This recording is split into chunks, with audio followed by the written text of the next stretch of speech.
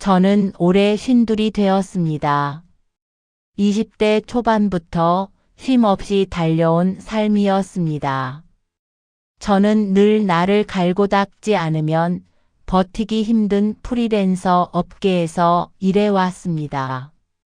강의 기획, 자기계발 워크숍 운영, 도서 콘텐츠 제작, 기업 교육 컨설팅 등을 모두 섞은 복합적인 일을 했고, 그러다 보니 고정된 출퇴근이 없는 대신 프로젝트 마감 때마다 밤을 새우고 한 달 내내 지방을 떠돌며 강의를 준비하는 일도 흔했습니다. 사람들은 가끔 말했습니다. 와, 멋있다. 하고 싶은 일 하면서 사는 거잖아요. 하지만 멋은커녕 저는 늘 시간을 쫓아다니며 살았습니다. 강의 준비는 언제나 집에서 밤에 했습니다. 원고 마감은 새벽을 넘기기 일쑤였습니다. 누군가에게는 이 분야가 화려해 보였겠지만 제가 보기엔 그저 혼자 북치고 장구치는 일이었습니다. 일을 멈추면 바로 수입이 끊겼고 수입이 끊기면 아들의 학원비나 집세가 불안해졌습니다.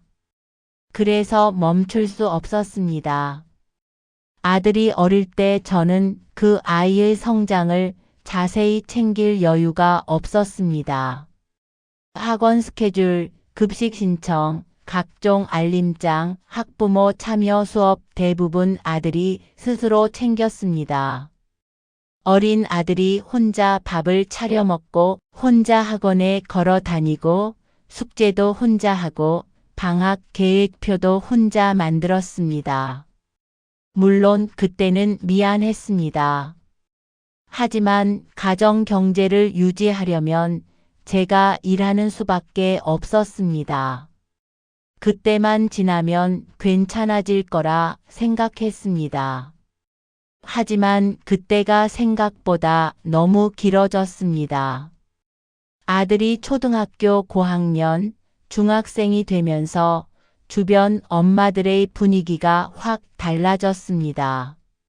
입시라는 단어가 식탁 위 생선처럼 떡하니 놓여 있었습니다. 커뮤니티 게시판은 학원 정보와 설명회 일정으로 가득했고 엄마들 사이에서는 어디 학원이 더 모의고사가 정확하다. 어느 설명회에 강남 입시 전문가가 온다더라 같은 소문이 끊임없이 돌았습니다. 저는 그 사이에 거의 끼지 못했습니다. 끼려고 노력했던 적도 있었지만 그럴 시간이 없었습니다. 아들이 중학교 2학년이 되어 본격적으로 고등학교 입시를 준비할 시기가 왔을 때 저는 한창 기업 특강 프로젝트에 밀려 해외 일정까지 잡혀 있었습니다. 그때 주변 엄마들은 이미 입시 엄마 모드에 완전히 진입한 상태였습니다. 애 성적은 결국 정보 싸움이야. 누가 더 빨리 알고 누가 더 잘 끼느냐의 문제야. 공부를 잘하는 아이보다 엄마가 더 적극적인 아이가 유리했습니다.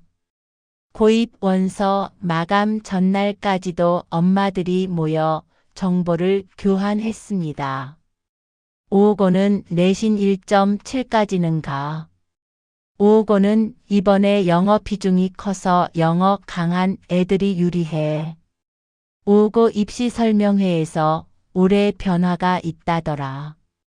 아이 데리고 직접 가서 교감 선생님 상담하고 왔어. 그들은 매일같이 정보를 공유하고 서로의 아이 성적을 은근히 비교했습니다. 그리고 저녁이면 아이들을 차에 태워 학원 앞까지 데려다주고 끝날 때까지 카페에서 대기했습니다. 저는 그 모습을 보며 막막함만 더해갔습니다. 내가 저런 걸 다 해줬어야 했나. 하지만 그럴수록 그 저런 것을 할 시간이 없었습니다. 그러면서 아들은 고등학교에 들어갔고 2학년이 되었습니다. 어느 날 아들이 말했습니다.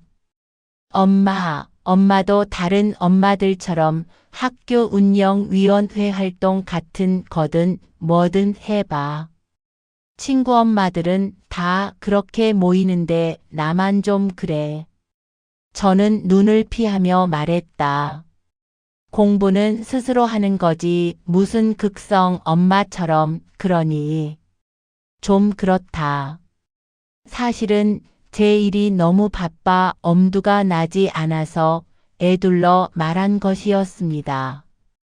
그리고 아들은 더 이상 저에게 어떤 말도 하지 않았고 점점 혼자 싸우는 전사가 되었습니다. 아들은 나름대로 열심히 했습니다. 독한 아이였습니다. 매일 밤 12시가 넘도록 책상 앞에 앉아 있었고 바쁜 고3 때도 혼자 버스를 타고 다니며 학원 수업을 듣고 편의점 음식을 먹으며 입시 공부를 했습니다. 다른 엄마들이 입시 컨설팅을 연결시켜주며 자식들이 공부에만 전념하게 만들었는데 아들은 어느 학교가 자기 성적대에 적합한지 어느 시험이 중요하고 어떤 학원이 중요한지 어느 시점에 무엇을 준비해야 하는지도 오롯이 혼자 감당해야 했습니다. 그런 것들은 아무리 성실한 학생이라도 모를 수밖에 없었습니다. 엄마들의 세계와 동떨어진 채 아들은 늘 실전에서 한 발 늦었습니다. 아들은 삼수 가까스로 원하는 대학에 들어갔습니다. 그리고 입학하자마자 군대를 갔습니다. 제대하고 나오자마자 아들은 말했습니다. 엄마, 나 차 하나 사주면 안 돼? 엄마가 나한테 못해준 거 생각하면 한 번쯤은 사줄 수 있잖아. 아들은 자신의 원망을 정당화의 도구로 사용하고 있었습니다. 아들이 저에게 느낀 결핍은 빚으로 변해 있었습니다. 엄마가 어릴 때 잘 챙겨줬으면 난 지금 더 좋은 학교 다녔을 거야. 그러니까 그만큼은 받아야겠어. 아들은 그렇게 생각하는 것 같았습니다. 제가 죄책감을 느끼고 있는 것을 아들도 꽤 뚫고 있었습니다. 그래서 아들은 계속 요구했습니다. 엄마, 등록금 좀 더 도와줘. 엄마, 노트북 사고 싶은데. 엄마, 친구들이랑 여행 가야 하는데. 매번 결정은 저였습니다. 거절하면 죄책감이 올라왔고 들어주면 또 마음이 불편했습니다. 그러던 어느 날 아들은 미국으로 교환학생으로 가겠다고 했습니다. 학교에서 보조를 해주었지만 제가 감당해야 할 비용이 적지 않았습니다.